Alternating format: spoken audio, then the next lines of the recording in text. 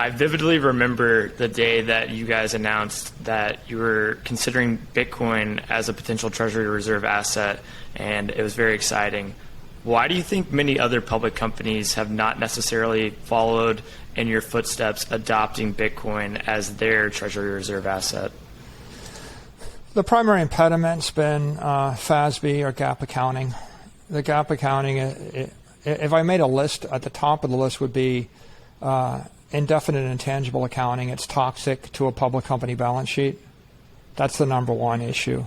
I think the number two issue is the volatility of Bitcoin, which has been driven in large part by the market manipulation of the crypto exchanges, especially the offshore crypto exchanges. I think that's the number two thing. The FTXs of the world trading with 20x or 40x leverage with counterfeit stolen money. I think that's created volatility. I think the third is the reputational toxicity of having the asset class conjoined with the crypto casinos. So if you're a really large, legitimate company, if you bought $1 billion of Bitcoin and doubled your money, you would be showing that you lost $800 million. I mean, it's an obvious strike. And then you'd have to explain to your outside shareholders what Bitcoin was, and then you would also have to deal with all the negative publicity that comes from the blow-ups of a Three Arrows or a Celsius or a BlockFi or a Terra, Luna or FTX. So if you've got a really, really good business and you've got other things, then this is a distraction. You don't really want to get distracted by it.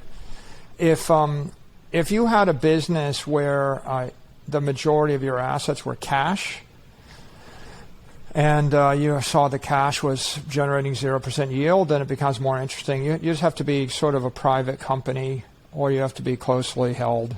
So a lot more private companies and family offices and the like have discovered Bitcoin because they don't have that gap overhang issue.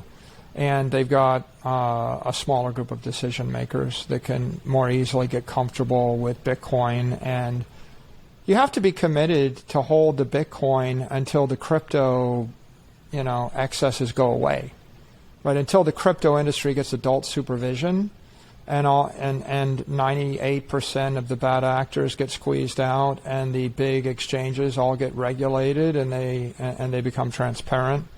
At that point, then this is a much easier decision. But we're kind of in this transitional period where the industry is transitioning from the first decade, which is entrepreneurial and offshore.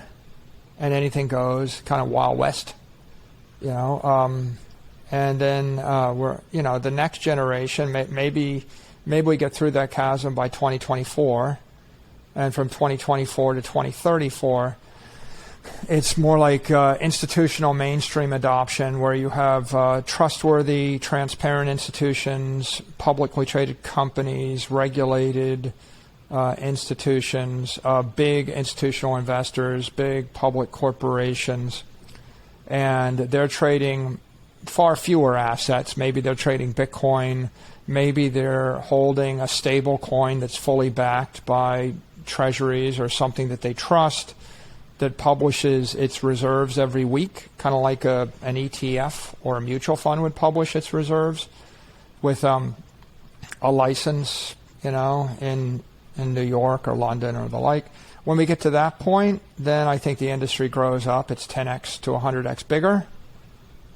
But right now we're kind of crossing this intermediate transition period.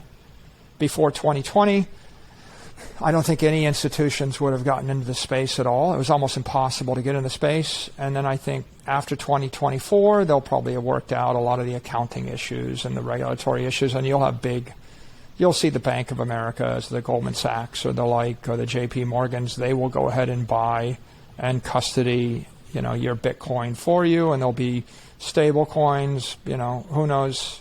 I don't know whether we'll have other digital securities trading or not, because it's not clear whether or not the SEC is going to allow digital securities to trade and how. It's just unclear. But I think that right now we're kind of right in the middle of that transitional 4-year time period.